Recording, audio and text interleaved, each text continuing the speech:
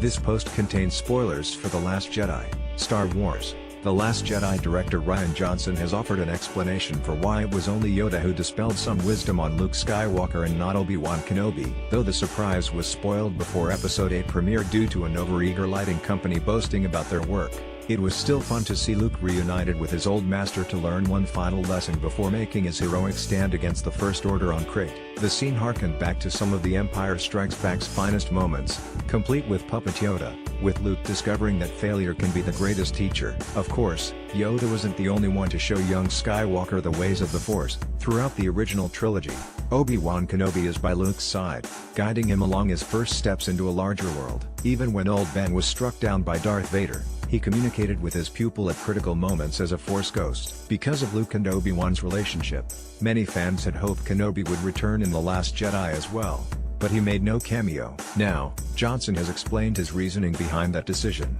In an interview with the Playlist, Johnson revealed he contemplated including Obi-Wan, but ultimately went against it because it would have to be Ewan McGregor reprising the role and not Alec Guinness, who passed away in 2000. Believe me, man, I would have loved to have had Ewan McGregor in the movie, but it was just a matter of storytelling. The original relationship with Obi-Wan.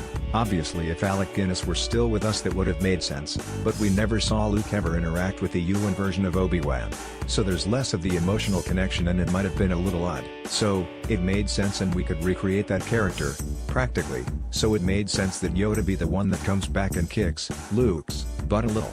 McGregor played the Jedi in the 3 installments of George Lucas' prequel trilogy and is considered one of the better parts of that series of films. While it would have been a delight to see the actor play Obi-Wan again in a saga film, a standalone for the character is still in development. Johnson does make a fair point about the different versions. Something might have seemed off to see McGregor, who is 20 years Mark Hamill's junior, share the screen with Luke Skywalker, even if makeup was used to make him appear older. By nature of being a puppet Frank Oz could control, Yoda was simply easier to bring back for the purposes of The Last Jedi. Plus, the dialogue is tailored to reiterate something specific Luke learned from Yoda in the original trilogy, so it was all the more logical the 900-year-old Jedi was the single Force spirit in Skywalker's ear. J.J. Abrams was not averse to using McGregor's Obi-Wan in The Force Awakens, as the younger Kenobi had a small voiceover role at the end of Rey's Force vision.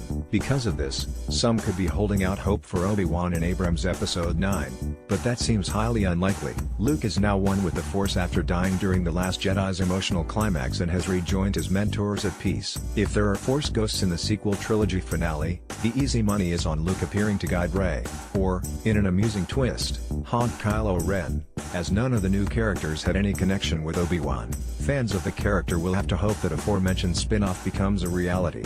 Source: